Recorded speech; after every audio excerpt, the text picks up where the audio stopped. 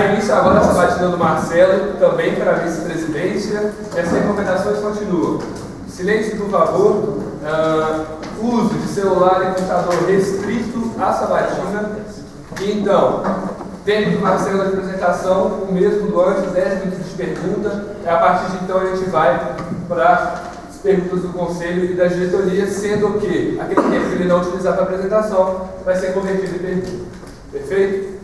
Marcelo, o Fernando vai estar com o iPad marcando aqui o tempo seu de forma progressiva. Você pode ativar seu celular também. Você pode começar quando você quiser. Boa tarde a todos. Meu nome é Marcelo Canabrava e eu estou aqui hoje para defender o meu plano de candidatura à vice-presidência da OCJ para o segundo semestre de 2015. Como o tempo é curto e eu sei que todo mundo aqui é muito engajado nas propostas, eu vou aproveitar um pouco para abordar de alguns temas que eu não tive tanta oportunidade de dissertar. Vou falar um pouco rápido para dar tempo de falar de tudo. Começar pelos meus valores, que eu acredito que me tornam apto a estar aqui hoje pleiteando o cargo de vice-presidência. Eu me lembro, quando eu fiz uma entrevista no processo seletivo da OCJ, eu fui questionado sobre alguns valores ou características pessoais minhas. Naquele momento eu respondi que as minhas principais características eram curiosidade, comprometimento e responsabilidade. Curiosidade eu respondi porque eu gostava muito de ler, ainda gosto, na verdade, e eu acreditava que eu poderia contribuir com algum conhecimento externo.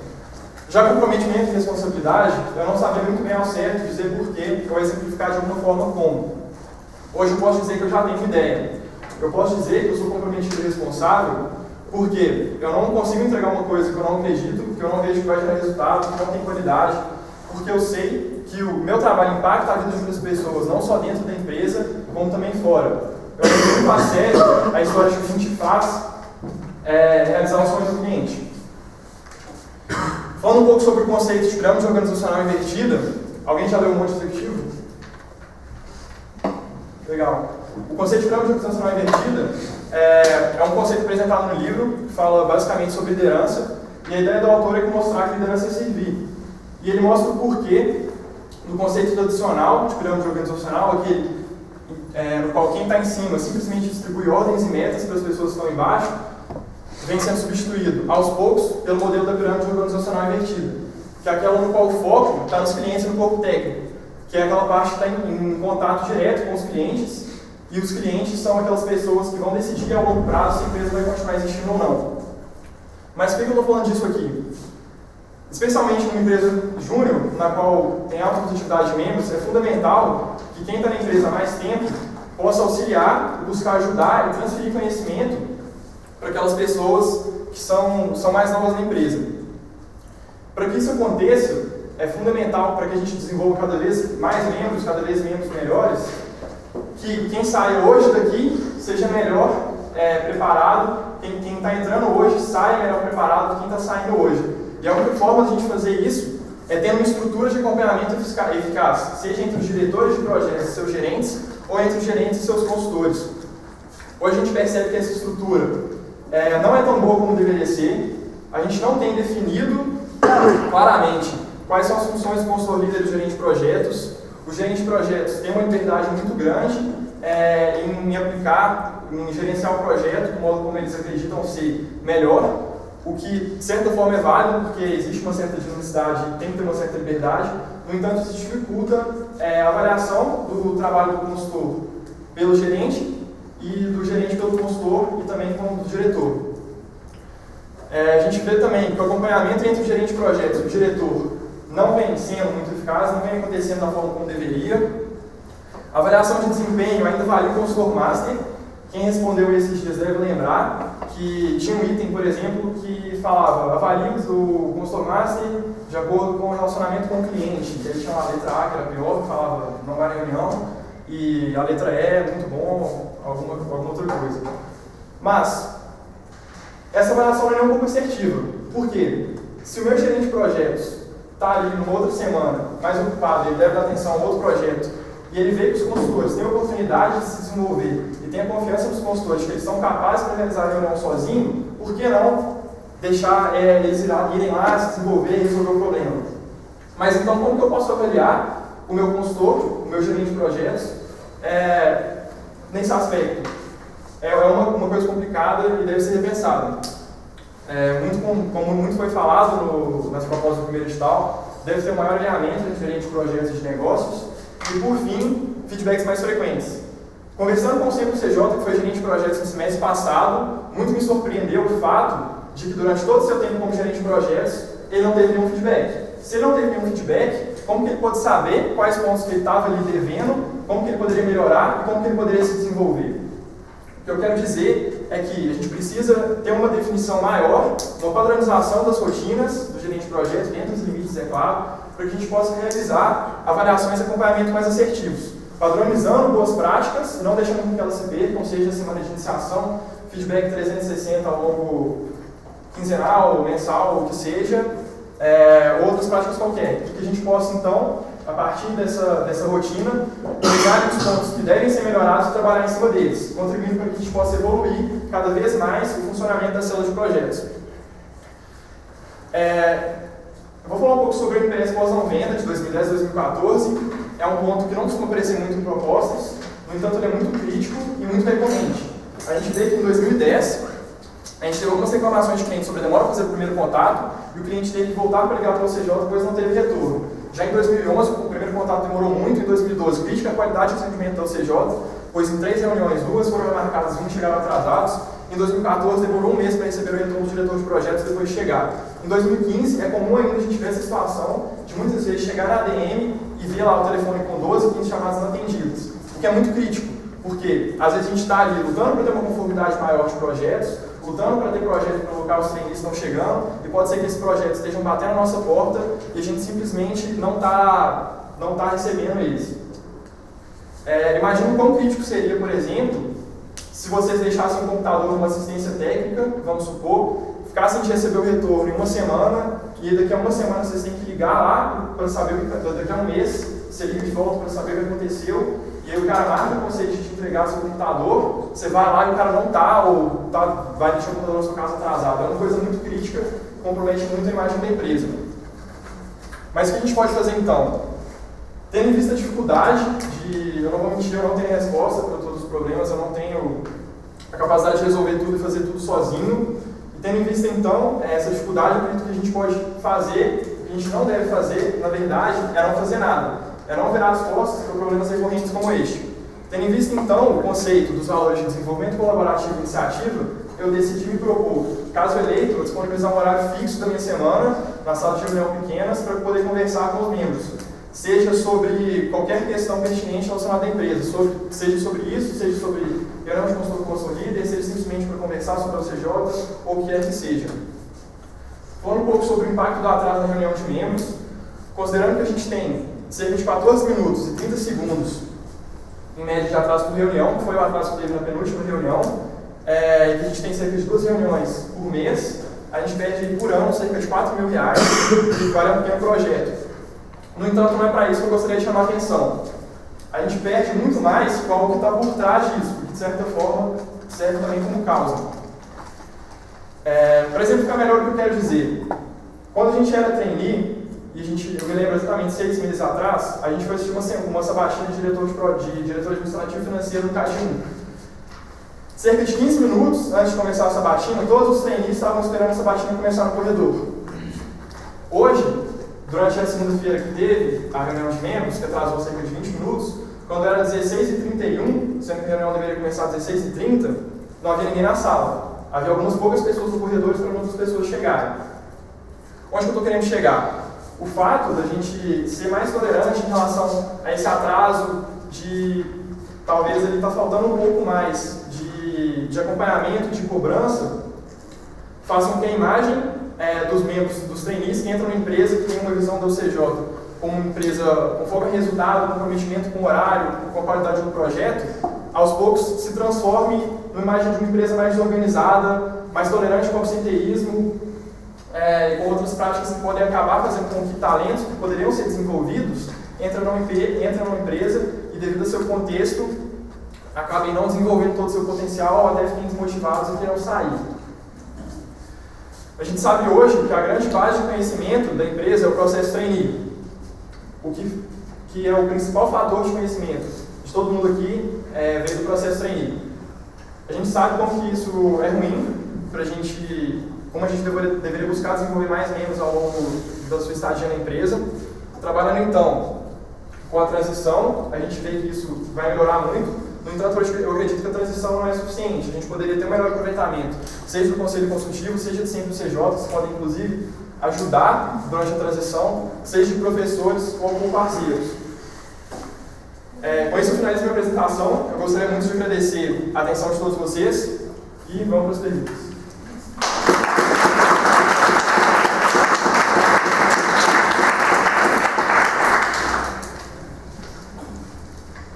O Marcelo utilizou 9 minutos e 40 segundos do tempo de apresentação dele, então a gente vai ter 20 segundos prometidos para a pergunta.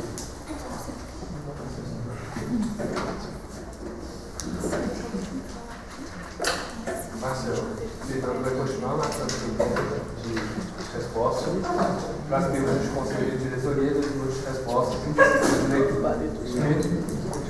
Ok. Pronto? Primeira pergunta do conselho.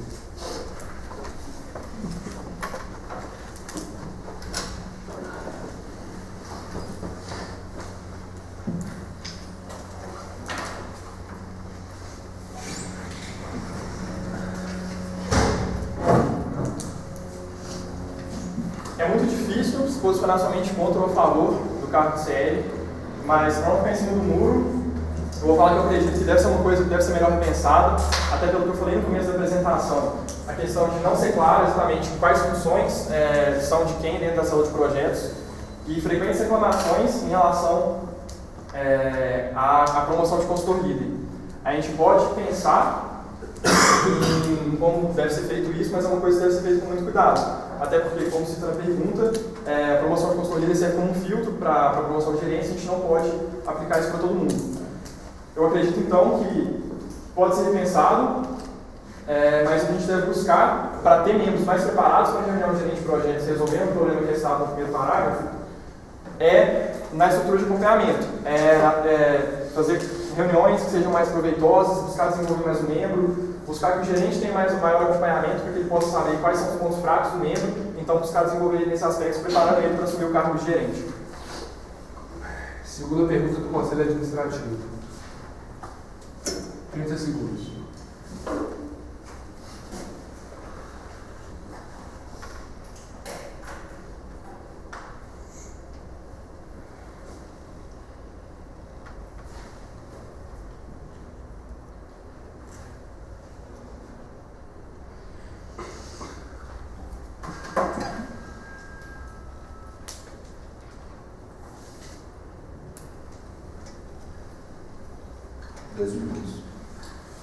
Eu acredito que o cliente, de certa forma, é tanto membro como o gerente, mas, novamente, não ficar em cima do muro. Eu vejo mais como cliente o membro está sendo desenvolvido, do que a gente deve buscar para desenvolver melhor o membro.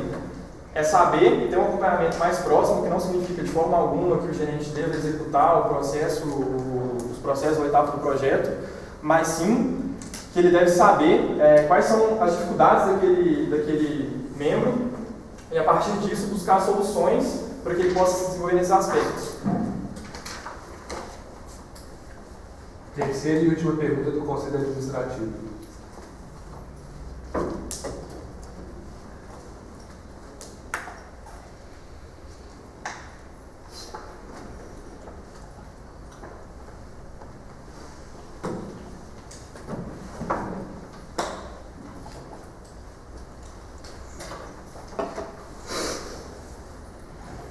Vamos lá. A gente sabe que a chegada de clientes pelo site dobrou nos últimos anos, ficando atrás somente do fator indicação, que é o nosso principal fator de chegada de clientes.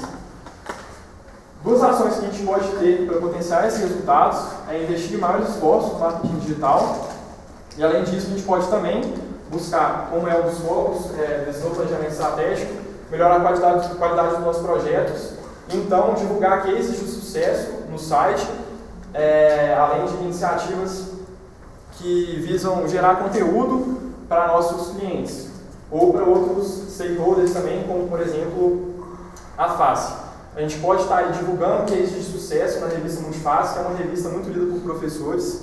Imagina o quanto de resultado isso não traria. O professor, vários professores, na verdade, que leem a revista, que não conhecem o que a gente faz, vão estar ali vendo um case, vendo como a gente gerou resultado para o cliente, para a sociedade, seja um case sobre projeto social, ou um case mais voltado para o foco empresarial mesmo. Por fim, seriam essas duas ações: mais investimento em marketing digital, conteúdos que geram valor, conteúdos que mostram o conhecimento que a gente tem aqui dentro para fora, seja pela revista Multifácil ou, por exemplo, pelo YouTube CJ. Primeira pergunta da diretoria executiva.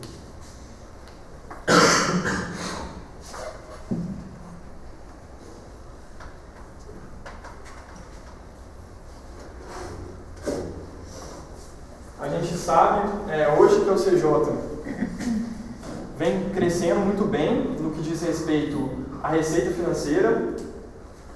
No entanto, essa queda se deve aos gastos que ocorreram nos últimos meses, seja com infraestrutura ou até mesmo com a questão do software dos computadores também. Segunda pergunta da diretoria executiva.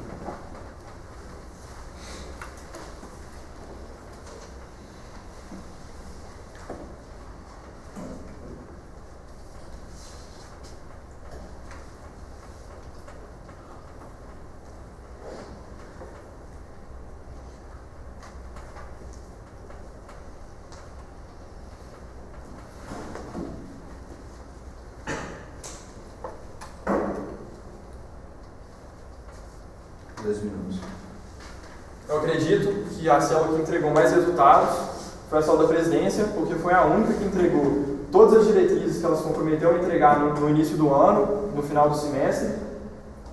Já a célula com, não sei se eu posso dizer pior resultado, mas possivelmente a que tem melhor a ganhar, é a célula de projetos. Acredito eu que todo mundo concorda, evidentemente, que é a que tem mais gargalos, obviamente por ser mais complexa. Sendo o pior resultado, eu volto novamente à questão da estrutura de acompanhamento e de cobrança. A gente precisa ter ali rotinas para o diretor poder avaliar com consistência, igualdade e assertividade os seus gerentes e que esses possam avaliar de forma justa e assertiva os seus consultores. Buscar então trabalhar nos seus pontos fracos para que eles possam ser promovidos a gerentes e que eles sejam bons gerentes que possam ajudar os seus diretores de forma que eles não fiquem sobrecarregados, reduzindo e mitigando aí diversos problemas da célula. Terceira e última pergunta da diretoria executiva.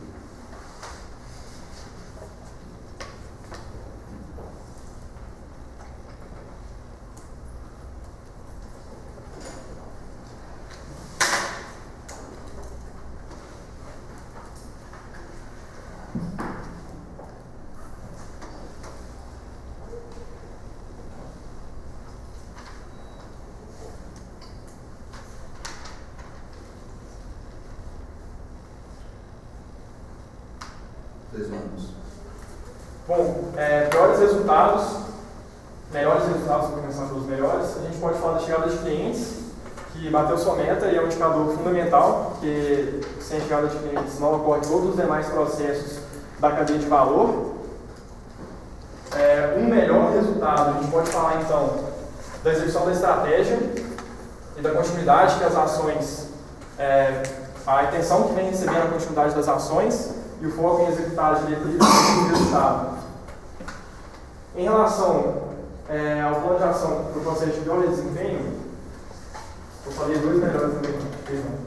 Falando dos dois piores processos agora, a gente pode falar da execução dos projetos, que muitas vezes vem pecando a qualidade em questão de detalhes ou falhas. A gente pode falar também de melhorias em consultoria, que é um foco que a gente vem buscando há algum tempo e a gente não vem conseguindo desenvolver nosso portfólio e realmente obter melhorias em consultoria. O que a gente pode fazer então para resolver esses dois problemas seria trabalhar na busca por criar uma cultura forte, criar comprometimento para que os membros possam executar o trabalho com qualidade e também buscar atualizar nosso portfólio, não por meio de novas metodologias somente, mas como também de saber aquilo ali que o mercado está precisando, o que o mercado está buscando e trazer isso para dentro do CJ. Até para que a gente possa, como profissional, se preparar para as necessidades do mercado. Com isso, então, a gente dá início às perguntas abertas. Quem tem pergunta? João Horta, Patrícia, Morelix, Silvia, Gustavo, Osvaldo,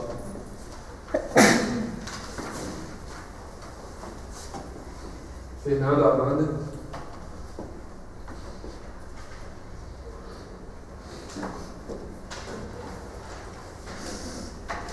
Diego, Pedro, Camila, Noah.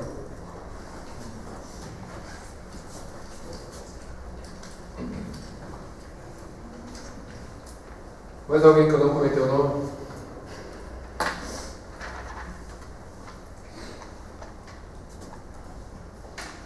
Marcelo, agora 30 segundos de pergunta de pessoa, 1 minuto e meio de resposta. O Fernando vai falar para o seu tempo de resposta. Patrícia. Uma vez eu conversei com o Vitinho, o ex-presidente, e ele me disse a seguinte coisa: que era para eu me preocupar com as pequenas e com as grandes coisas, que são essas que fazem a diferença, as medianas a gente delega. Cabe a devida proporção da frase. De todo modo, você ressaltou muitas pequenas coisas, inclusive na sua apresentação, no seu relatório, como atraso, telefone, enfim. Ok, legal. E eu queria ouvir mais de você, que eu senti muita falta das grandes coisas. Então, eu queria que você me citasse as 3 principais que você julga ser as mais importantes responsabilidades da presidência e que você fizesse uma análise crítica de como isso é feito hoje. E aí entenda a responsabilidade como processo, projeto, rotina, diretriz, enfim. Ok. Eu entendo como duas as principais responsabilidades da presidência, que são ali gerir a diretoria e outra saber o que priorizar e atuar em cima disso. O resto era, então... Eu quero que você cite as 3 principais responsabilidades e fala como está hoje. Tendo em vista a grande mudança que teve no PE, que foi de buscar gerar continuidade das ações e priorizar ali diretrizes para que sejam realizadas, é um ponto que eu considero muito positivo. No entanto, eu acho que, por ser diretriz, dá uma ideia de altamente priorizável e existem algumas diretrizes que, na verdade, caminham mais para o lado de iniciativas. Isso, talvez, para quem esteja, principalmente no corpo técnico, dificulte um pouco de visualizar ali realmente o que é importante, o que está sendo priorizado dentro daquelas tantas diretrizes. Falando um pouco sobre o gerenciamento da equipe, pegando como um todo a responsabilidade, como todos somos colaboradores da empresa, a responsabilidade pelos resultados, por tudo que acontece é de todos, mas acredito eu principalmente do presidente, por estar ali gerenciando a diretoria. Nisso, eu sei que algumas vezes o atraso na reunião de membros, por exemplo, foi culpa da face, mas algumas vezes eu acho que a presidência e a diretoria como todo poderiam ter atuado melhor nisso aí para evitar esse tipo de coisa. Ok, e a terceira? Acabou o tempo, pessoal. Fernando. Marcelo, aproveitando o gancho que você falou a respeito da saúde de projetos, né, você levantou alguns pontos de melhora e no que tange a presidência, né, você falou até a respeito de acompanhamento. Eu sei que a presidência tem que estar acompanhando o que cada uma saúde está fazendo. Eu gostaria de saber, no que tange a qualidade dos projetos e geração de resultados para clientes, né, o que a presidência pode estar fazendo, né, a presidência, não o que o diretor de projetos, para poder ajudar a alcançar esse objetivo e qual que é o maior obstáculo que a gente tem hoje para poder alcançar. Ok. Em relação a... O maior obstáculo em relação ao que eu acredito que a presidência pode contribuir ou em geral? Não, o maior obstáculo para atingir qualidade e geração de resultados. Ok. Eu acredito que a presidência tem um papel fundamental no relacionamento com parceiros, com o conselho consultivo, com professores, que vem sendo subutilizados não desde hoje, mas desde muito tempo, por uma questão muito cultural. A gente sabe que houveram algumas dificuldades, a gente teve um projeto orientado pela AEB algum tempo atrás, como foi mencionado nessa batida do primeiro edital, que não deu certo por alguns motivos. No entanto, a gente ainda tem a possibilidade de trabalhar com a ela, não da mesma forma. Existem diversas outras consultorias em DH que poderiam ser aproveitadas para ajudar a gerar não somente qualidade do projeto, mas também desenvolvimento de membros. O Vitinho ele também me disse uma vez que A melhor coisa que o André Nascimento, que era o presidente na época que ele executou o projeto Parelo, a melhor coisa que o André Nascimento fez foi ter fechado o projeto orientado pela ELA, porque é uma coisa que desenvolve membros diretamente. É uma coisa que você não tem que melhorar o processo trainee para melhorar o cara que vai ser consultor, para ele ser um gerente melhor e um processo mais indireto. É uma coisa que, você está ali fazendo um projeto com um cara da ELA, você está ali fazendo um projeto com um cara de consultoria, você está ali fazendo um projeto com um professor que entende do assunto. É uma coisa que desenvolve membros diretamente, é uma coisa que a gente poderia aproveitar melhor. Como obstáculo principal, eu vejo mesmo essa questão da cultura, os professores. Tem muitas pessoas que gostam de estudar o CJ, também disponíveis, bem como parceiros, tem muitos parceiros no mercado para a gente buscar. O fato é que a gente não busca correr atrás, a gente não tem um Acabou o planejamento. tempo, Marcelo. Gustavo. Marcelo, em seu propósito, você ressalta que a execução é a falha e que não devemos ter uma cultura negativa de planejamento sem execução. Aí, assim, você falou muito e eu não vi uma coisa muito concreta de como fazer para melhorar. Eu queria que você me citasse ao menos 2 planos de ação para que a gente corrigisse isso no próximo semestre, caso você seja eleito vice-presidente. Ok. Bom, então, logo antes dessa parte, eu falava um pouco sobre o número talvez excessivo de diretrizes que não demonstram claramente quais seriam as prioridades da empresa. Então, acredito que primeiro a gente pode buscar realmente, já que a ideia de diretrizes é priorizar, a gente buscar saber o que é realmente prioritário e passar isso para todo mundo, para que todo mundo possa saber, acompanhar e avaliar o que está acontecendo, se a gente está realmente chegando onde a gente se propôs a chegar. Então a gente deve saber priorizar melhor, trabalhar o que é diretriz e o que é iniciativa e buscar tornar mais claro onde a gente vai chegar. Outro ponto, a gente pode falar... Você poderia repetir o início da pergunta? Você falou que não tem... execução é a falha e a gente tem muito planejamento sem execução. Isso. Os dois são importantes, obviamente. Não que a gente tenha um planejamento demasiado, mas eu acho que muitas vezes a gente se preocupa em planejar perfeitamente e não executar. E durante a execução, acho que falta muita questão do acompanhamento, da cobrança. Hoje em dia a gente sabe que a OCJ ela é muito falha no quesito de cobrança. A gente mesmo hoje, como o Guilherme ressaltou no início aqui da sabatina, é uma coisa frequente que ocorre recorrentemente, a questão da organização, da limpeza, de absenteísmo, ou o que quer que seja, e essas coisas não são cobradas como elas deveriam. A gente coloca muito como uma empresa profissional, mas a gente não realiza esse tipo de cobrança. E às vezes a gente está deixando aí de ter alguém no processo trainee. Acho que era 2 minutos. Com o seu tempo. Boa. Marcelo, você aponta dentro da sua proposta e até mesmo dentro da sua sabatina, a parte de execução dos projetos estão tendo queda de qualidade.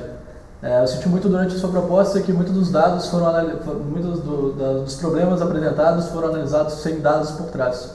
Eu quero saber com base em que você chegou nesse dado de perda de qualidade de projetos e o que você acha que você pode fazer para melhorar isso dentro dos projetos. Certo. Na verdade, eu busquei embasar todos os dados em pesquisas anteriores, inclusive constam as referências em propostas anteriores e documentos que estão aí no box à disposição.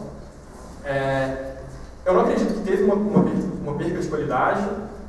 É difícil de mensurar, na verdade, o quão melhorou ou piorou a qualidade nos últimos tempos. Conversando com muitos CNPJs, eu fiz essa pergunta. Algumas pessoas acreditavam que tinha piorado um pouco, outras que tinham melhorado. O que de fato eu acredito é que é muito difícil dizer se realmente melhorou ou se não. É difícil a gente quantificar isso. Eu acredito que pelas melhores do processo de trainee na estrutura de gestão da empresa, a gente tem aí, de fato, nos últimos anos, possivelmente um ganho de qualidade. E por que você afirma isso dentro da sua proposta e dentro da sua sabatina que a qualidade tem caído? Eu não afirmei que a qualidade caiu. Aqui, certamente, não. Mas se eu afirmei isso na proposta, eu devo ter simplesmente me enganado.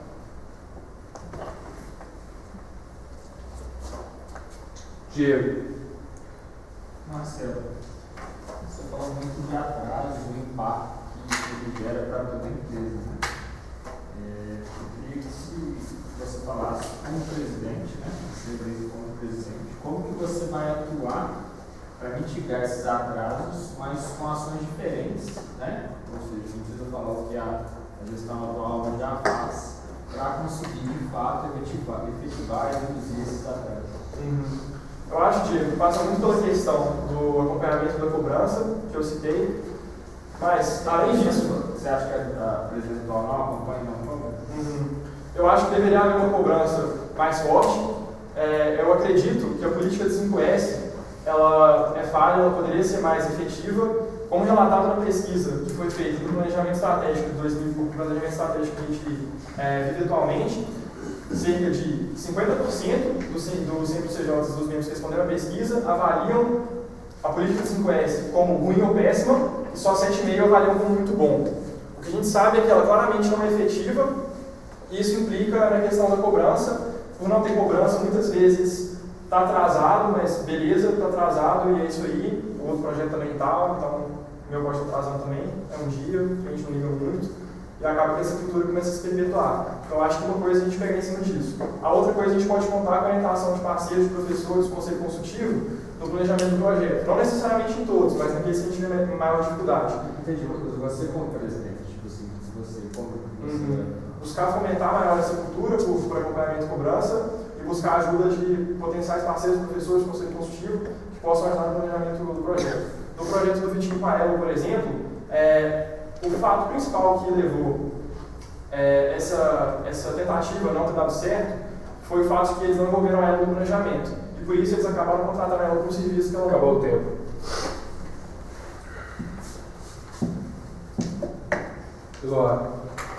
Marcelo, na sua proposta, você levantou algumas críticas que disseram ser feitas pela área técnica, principalmente. Eu quero que você me diga se você, eu imagino que você concorde com todas elas. Então eu queria que você me dissesse quais você concorda e quais você priorizaria e quais planos de ação você tomaria para mitigá-las. Minha intenção em colocar ali as críticas que eu ouvi dos atuais membros. A gente sabe que a proposta ela é um documento que vai ser feito posteriormente. Então eu quis, de certa forma, aproveitar aquele espaço que eu tinha para comunicar a quem fosse ler posteriormente os problemas que a gente vivencia hoje. Uma certa forma de pensar um pouco na gestão do conhecimento, o que a gente tem de problema hoje, enfim. São muitos itens, então eu queria te perguntar se não tem algum que você queira... Sim, eu separei alguns. Eu queria que você priorizasse, então, problemas de comunicação interna ou ausência de desenvolvimento colaborativo entre o corpo gerencial, transparência e critérios mais claros para a promoção de consultor e consultor líder, e falta de cobrança tanto dos diretores para com seus gerentes quanto desses para seus consultores, se isso também acontece nas outras aulas da empresa. Ok. Eu acho então que a gente deveria ter, aí falando um pouco da questão tanto do consultor líder quanto da cobrança, a gente deveria ter rotinas funções mais definidas, para que a gente saiba quem é responsável pelo quê, então cobrar essa pessoa. Por exemplo, se o meu gerente na verdade faz uma coisa e outro gerente, e esse mesmo gerente, talvez até em outro projeto de uma forma diferente, como que eu vou poder avaliar ele em termos das responsabilidades dele, como que ele vai poder avaliar os consultores efetivamente para a promoção de consultoria. Então, eu acho que passa um pouco por aí. As outras foi desenvolvimento colaborativo, entre comunicação estratégica. Comunicação interna e desenvolvimento colaborativo de corpo gerencial. Comunicação interna, eu vejo um esforço enorme do Conselho de Diretoria hoje de melhorar isso, seja por meio do Gestão 360, que a gente lançou recentemente. Acabou o tempo, Marcelo. Marcelo, a sua proposta, você menciona o seguinte, que a nossa empresa tem um desdobramento tático operacional falho. Em outras palavras, você argumenta lá também que a gente tem muita dificuldade de executar projeto interno. Atualmente, o principal projeto interno da célula de projetos é da pré-transição. Eu queria que você avaliasse esse projeto interno nosso, e que você me falasse quais foram os principais problemas quais são os principais problemas que a gente está enfrentando e que a gente pode enfrentar com essa pré-transição, então que a gente resolve isso. Em termos da implementação ou da pré-transição em si? Tudo, para implementar e também na hora que a gente estiver rodando isso. Que a proposta é rodar no semestre que vem. Ok. Bem, eu acredito que a pré-transição não é à toa que ela é a principal diretriz da ação de projetos, tendo em vista a importância que ela tem para mitigar diversos problemas que a gente tem hoje. Por ser uma coisa nova, eventualmente vão ter pontos de melhorias, caso a gente vai buscar poder trabalhar para depois.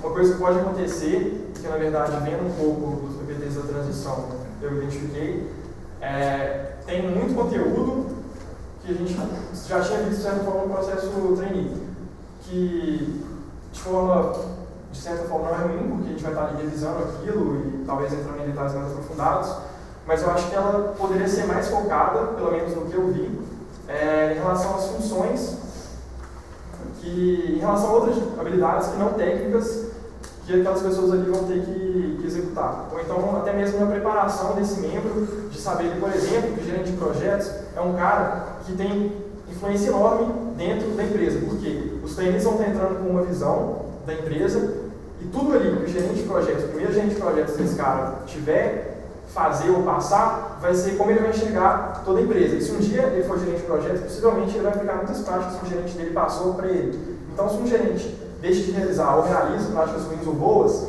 ele vai passar isso para o trainee, vai passar isso para frente, vai passar isso para frente e por aí vai.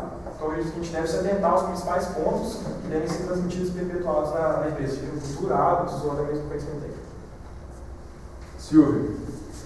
Marcelo, você apresentou aqui na sua proposta esses NPS passados sobre a demora do primeiro atendimento. E, no entanto, na gestão da parte do Fernando, eles até criaram um indicador de conversão para poder tentar mitigar isso. E trouxe muitos resultados. E até, inclusive aqui nesse ano de 2015, a gente só teve um NPS pós-venda ou pós-venda que trouxe essa demora como reclamação e foi através do site, não foi pelo telefone. Eu entendo que este não é um problema prioritário da célula de marketing e que, de acordo com o valor e atitude de dono, atender o telefone deveria ser um dever de todos. Então, visto isso, eu queria que você se reposicionasse quanto a esse assunto. Ok. Tudo que passa a ser dever de todos, de certa forma, passa a ser dever de ninguém. É dever de todos cuidar, de certa forma, ali da utilização do box, do gerenciamento dos documentos, de tudo mais. Quando a gente não tem uma responsabilidade bem definida, a gente passa a não saber de quem cobrar. E aí, acontece de vir alguém aqui às vezes aqui na frente e falar: gente, tem que atender o telefone, tem que limpar o CD, tem que fazer isso. E isso acontece porque a gente não sabe de quem cobrar. Não estou falando que a gente deveria ter uma faxineira ou uma secretária na CJ, mas é uma coisa que é preocupante, você ver ali 15 chamadas não atendidas e não ter... Mas então, as chamadas não atendidas é dever do GRC. Uhum. Então ele tem que retornar. Mas sim. se o telefone está tocando, eu acho que qualquer membro deveria atender, não? Sim, com certeza. E muitas vezes a gente vê vários membros atendendo. Acontece que quando o CD, principalmente na parte da manhã, que fica mais vazio, não tem ninguém para atender. E pega muito mal para a empresa ter isso do cliente estar ligando e não está conseguindo entrar em contato. Então, talvez a gente poderia buscar alguma solução. Estou falando aqui na minha cabeça agora, tem uma secretária entrando e fala: estamos em horário de aula, por favor, ligue na parte da tarde. Enfim, levantar ideias mesmo, debater. Eu sei que não é prioridade na sala de marketing, mas é uma coisa que eu considero como importante que a gente não deve negligenciar.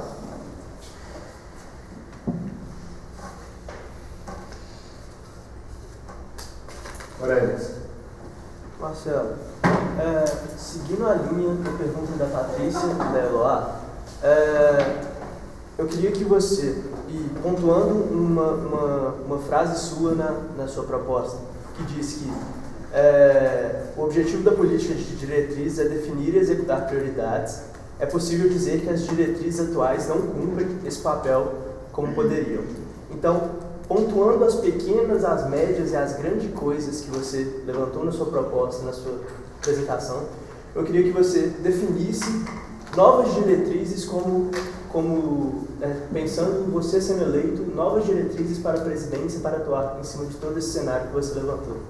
Ok. Eu acredito que as diretrizes são muito bem definidas, que elas realmente refletem ali o que é prioridade, que a gente deve dar continuidade, a maioria delas. Eu acredito que a gente deve pegar um pouco no pé mais da questão de comprometimento e de acompanhamento dos membros, para que a gente possa trabalhar nessa questão de desenvolver membros cada vez melhores sempre.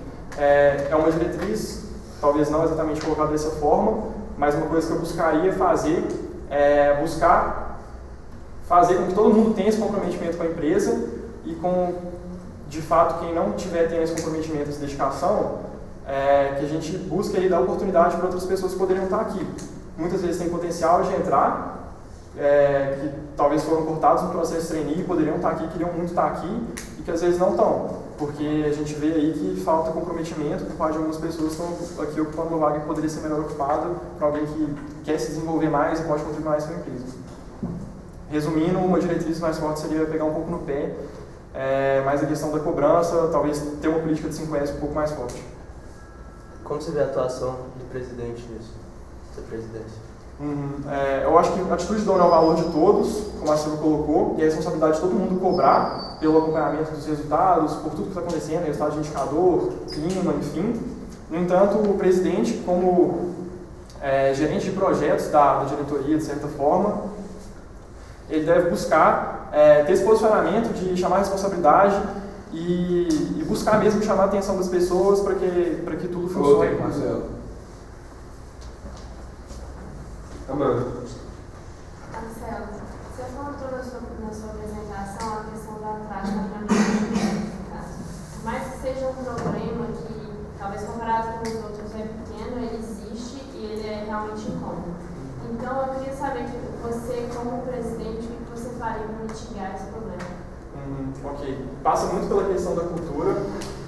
Então, eu pensei muito sobre isso, porque é estranho a gente estar ali diariamente no momento, chegando no horário, executando tudo certo, entregando tudo no prazo, e super preocupado, tipo, pô, não mandei um e-mail pelo ar, não mandei pelo ar, e agora? E outro dia a gente está tipo assim, não, vou de boa, tem prova amanhã, não vou ir.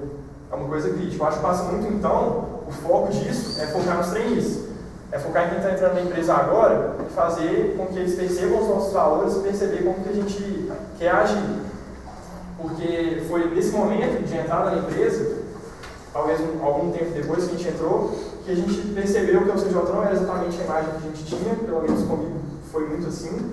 Eu via a CJ como uma empresa extremamente profissional, perfeita, praticamente sem nenhum defeito, e com o tempo eu fui vendo que havia sim diversos pontos de melhoria, que a gente podia trabalhar algumas coisas.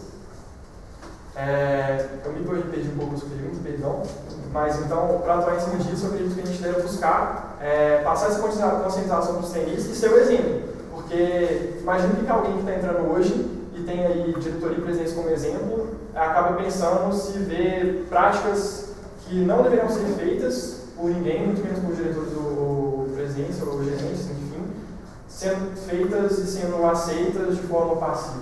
Então a gente tem que trabalhar em cima disso. Lucas Barros. Já foi respondido. Marcelo, é o seguinte, minha pergunta caminha muito para a linha do que a Patrícia fez, a coisa que o Alex fez, de senso de prioridade. A gente vê você carregando aqui uma série de coisas pequenas, talvez até questionáveis, e outras relevantes.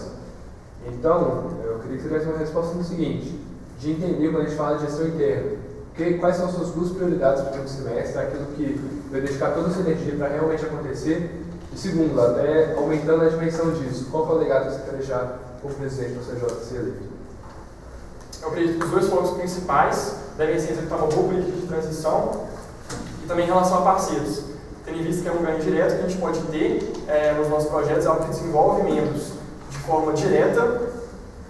É uma experiência incrível, não só para o membro, como também para a empresa. A gente pode fazer desses projetos desenvolvidos em conjunto com consultorias ou com professores de projetos modelos, que podem servir ali, se bem colocados e bem estruturados dentro do box, servir aí de guia para os projetos, para que essas pessoas que vão realizar esses projetos no futuro possam se inspirar e realizar projetos tão bons quanto esses que foram guiados por uma consultoria ou um conselho consultivo. O grande legado que eu quero deixar, acho que algumas pessoas aqui já conhecem, talvez os trainees nem tanto, seria do Projeto Livro, que é um livro que trata sobre o CJ e entre diversos aspectos que eu não vou ter tempo de citar agora. A questão principal dele seria o fato de pegar um pouco na cultura da empresa e mostrar para o MED, mineiro ou nacional, e principalmente para a gente que está aqui dentro da empresa, para quem vai entrar no futuro, como que é a cultura do CJ, como foi a evolução ao longo dos tempos, o que a gente quer e buscar fortalecer e perpetuar isso.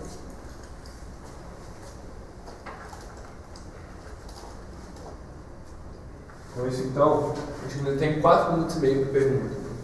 Quem tem interesse na segunda rodada? Esqueci de você, perdão. Eu te dou prioridade agora. Quem mais? João Horta.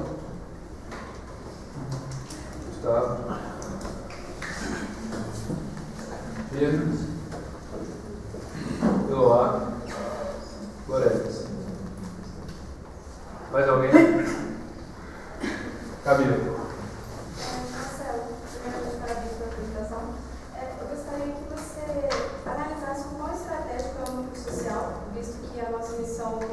Que é formar pessoas mais conscientes do papel social. Eu gostaria que você, como vice-presidente de cada eleito, como você fomentaria essa relação entre o vice-presidente e o coordenador do núcleo? se você acha que essa relação hoje é boa ou se precisa ser melhorada, se ela precisa ser mantida. O núcleo estratégico o núcleo social tem uma importância estratégica fundamental. A gente sabe aí, por experiência, que muitas vezes a UCJ tentou realizar diversos eventos para a face, que esses eventos não têm um histórico de engajamento muito bom por parte do grupo da face. E o núcleo social, as ações como doação de agasalhos, geram muito mais engajamento, chamam muito mais atenção, trazem muito mais resultado para a UCJ, para que ela cumpra seus objetivos estratégicos, que simplesmente eventos. Dessa forma, eu vejo como fundamental o papel do núcleo. Eu acredito, pelo que eu conversei com alguns membros, que a relação é boa e funciona legal, do jeito que é atualmente. Como que eu acredito que a gente pode melhorar isso? Eu acho que, por ser de certa forma, vamos colocar assim, a gente pode aproveitar mais as coisas que acontecem no momento. O Guilherme falou um pouco na última reunião de membros, se não me engano, da questão do papel higiênico, que talvez a gente pudesse colaborar, e pelo visto talvez não seja um ponto que a gente pode atuar também, mas como a gente levantou, se não me engano, hoje ou ontem, no grupo do WhatsApp, tem a questão de ajudar no da cantina, que é uma coisa super legal, que não custaria nada para a gente, que chama grande atenção e que de fato exerce o papel mais importante do grupo social, que é estar contribuindo para a sociedade de alguma forma. E o seu papel como vice-presidente na relação entre o vice-presidente e o coordenador? Você acha que ela já está boa? Você melhoraria alguma coisa? Essa relação hoje ela é bem aberta. Eu acho que vai muito, assim como a relação entre o presidente. Marcelo, durante sua proposta você abordou técnicas interessantes como PDCA, e dentro dessa técnica, e cruzando também com uma frase que você usou hoje, saber em que atuar e agir em cima disso. Na sua análise sobre NPS pós não venda, você apresenta uma análise muito segmentada. Eu queria que você fizesse uma real análise de Pareto dos motivos de não fechamento e colocasse em um posicionamento relativo aonde você acha que se encontra a demora no atendimento do cliente. Mais uma vez, não que seja perfeito, mas o ponto é que isso não é prioritário. Quero que você faça a sua análise sobre as principais causas. Beleza, a principal causa de não fechamento dos projetos que a gente sabe hoje, que é a reclamação por causa do preço, em segundo, por causa do prazo que é dado, se eu não me engano, o preço chega a praticamente 60% do que é respondido, o prazo 7 ou acho que é 7. E, bom, como que a gente deve agir para mitigar esse problema do telefone da ADM? É uma coisa que, como eu disse, eu eu cheguei a pensar em algumas coisas, discutir com algumas pessoas algumas soluções. No entanto, eu não acredito ter uma solução que eu possa apontar como isso aqui vai resolver tudo. Então, acho que entra muito naquela coisa de não vamos esquecer, vamos discutir, vamos dar soluções juntos. Pensando em Pareto, a tendência de priorização seriam as causas com maior impacto. Quais são as duas? O não fechamento dos projetos, preço e prazo. Ok, e o que você faria em cima disso para poder aumentar a conversão de clientes? Bom, em relação ao prazo, a gente não pode sair cortando etapas para talvez aí ter uma possível queda de qualidade. Eu acho que, e até pelo fato de ser 7%, não é uma coisa tão impactante. O grande motivo realmente é o preço. Mexer no preço é uma coisa complicada, uma coisa delicada. E em 1 minuto e meio, em 15 segundos agora, debater sobre isso fica um pouco complicado. Eu te convido a gente conversar mais sobre isso depois dessa batida.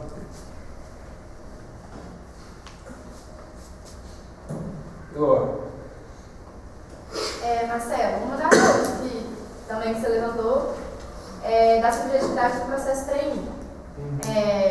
E eu imagino que pelo que você levantou também, que é dado que não é totalmente claro o perfil ideal buscado pela empresa, também no processo seletivo. Eu quero que você me diga, faça uma análise das alterações que a gente fez no processo nesse semestre, se você acha que elas foram suficientes ou se você ainda vê algum tipo de melhoria para a gente aumentar no processo.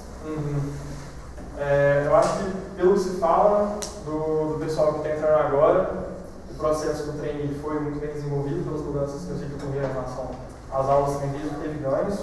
Conversando com gerentes e com outros membros, foi que eu soube que poderia ser melhorada essa questão da pessoalidade.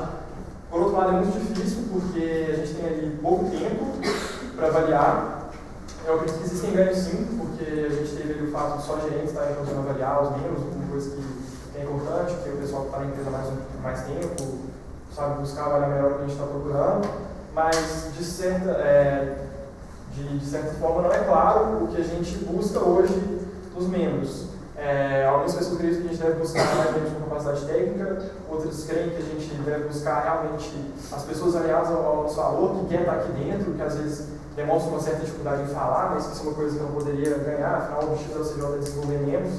Então eu acho que não só por parte do processo seletivo em si, mas como da empresa como um todo, não é claro o tipo de perfil de pessoa que a gente quer ter aqui dentro. Tá, e você tem esse perfil definido então para você? Para mim?